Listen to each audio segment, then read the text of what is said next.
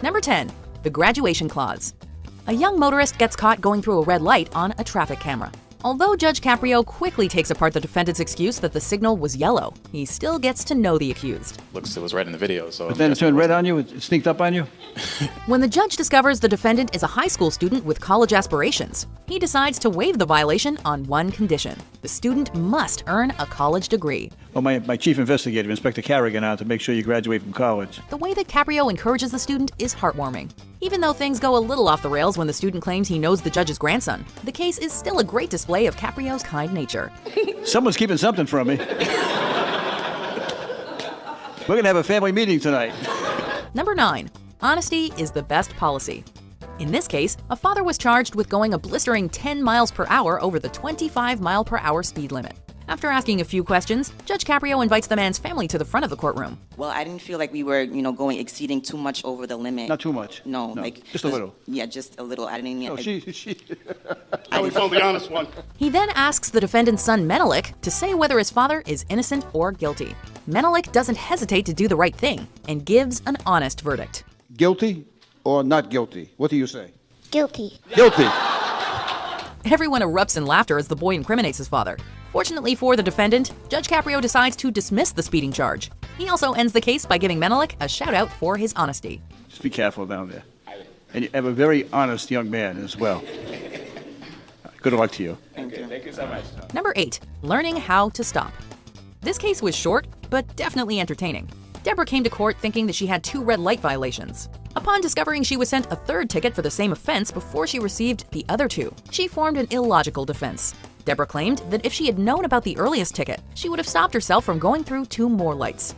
If I had gotten the ticket in April, these 2 wouldn't have happened because I would have known I had to stop. Judge Caprio's baffled reaction is priceless. After absorbing her lapse in logic, he dismantles her argument and offers to show the video evidence. When Deborah declines, he lets out one last laugh before making her pay the fines. All right. Pay the clerk. Number 7. Let me give you a better argument. Another driver was charged with just barely sliding through a red light. She argued that a box truck blocked her view of the light changing. It was obvious the light was red. That's not really your argument. I'll show it to you again, but... No, that's that is my argument. Oh, it is? Oh, if you Sorry.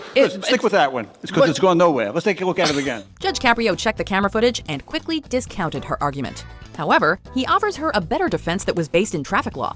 We usually allow 0.2 of a second. Okay. And you were 0.3 of a second. I extended to 0.3. Okay. But his offer seems to go over the defendant's head, and she still tries to use her original argument to win the case. Although Caprio criticizes her for not listening, he still dismisses the charge. You don't listen too well. Considering that this case could have cost the defendant $85, this driver was lucky that the judge had a great defense. Based on the 0.3 of a second, the matter is dismissed. Thank you. Number 6. Ridiculously close ticket. 1 ticket on Cushing Street, no parking, 8 to 10. Correct. You were there oh no. If you've ever gotten a parking ticket for being a bit too early, this case will be cathartic for you. Sarah pulled up to a zone that did not allow parking until 10. After she parked at 9:58, a ticket was issued for her car at 9:59 and 58 seconds. It's clear from the start that Caprio finds this violation utterly ridiculous. These are the city ordinances, Inspector Quinn, that she violated. But before dismissing the case, he jokingly calls Sarah out for her horrible decisions and playfully threatens jail time for the minor offense. Inspector Quinn, what does justice demand in this case? Is this jail? By the time Sarah exits, Caprio leaves her and most of the courtroom in stitches. I think 9:59 is close enough to 10.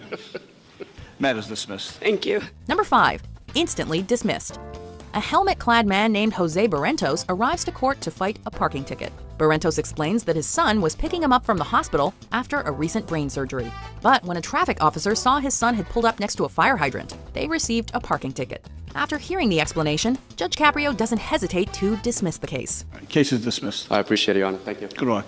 What makes this verdict even more heartwarming is that the judge takes a moment to ask Jose how he's doing. In a brief interaction, Caprio once again shows that he truly cares about the people that come to his courtroom. So that's why you're wearing the helmet? Yes. Yeah. So hopefully in October I'm good. Okay, we're rooting for you. Good luck. I appreciate it. Thank you. Number 4. Your sentence is breakfast.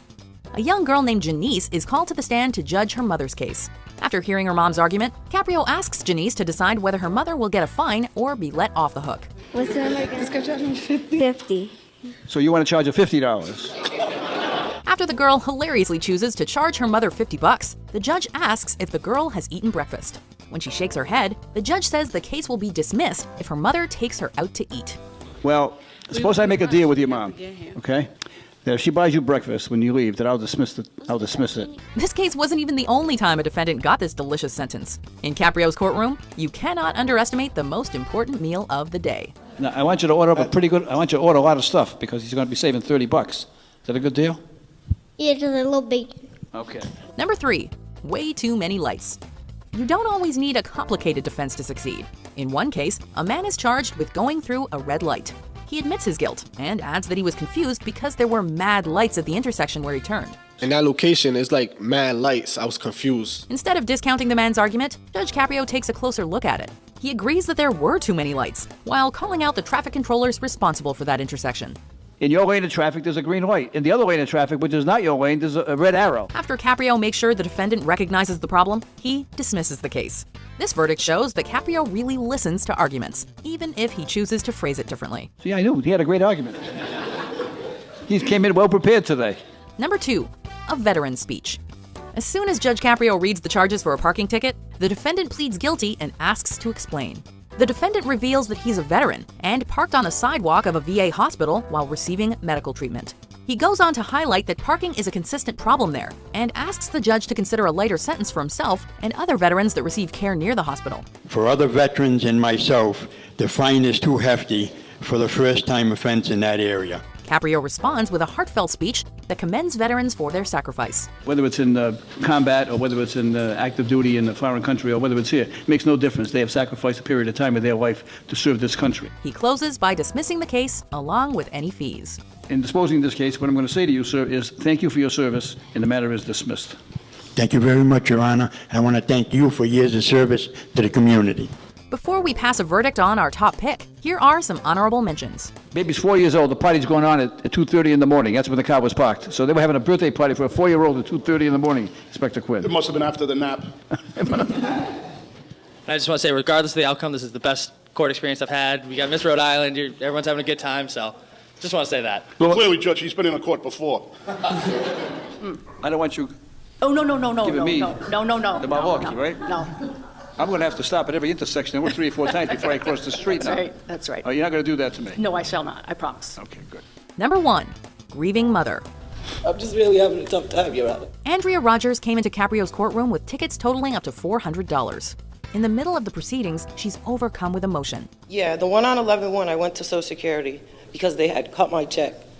Because my son was recently killed last year. Rogers reveals that she accumulated the tickets while being evicted and taking care of her son's affairs after his death. So I got a ticket, he won possession of the apartment. Once Caprio hears her story, he reduces her fines to $50. When Andrea admits that that would leave her with just $5, he changes his verdict on the spot and dismisses all of her tickets. Thank you, Your Honor. I'm not going to leave you with $5. I'm not going to leave you. I'm going to dismiss everything. Caprio's incredible display of compassion brought him national attention and showed that a little kindness can make a huge difference in somebody's life. Okay. Good luck to you.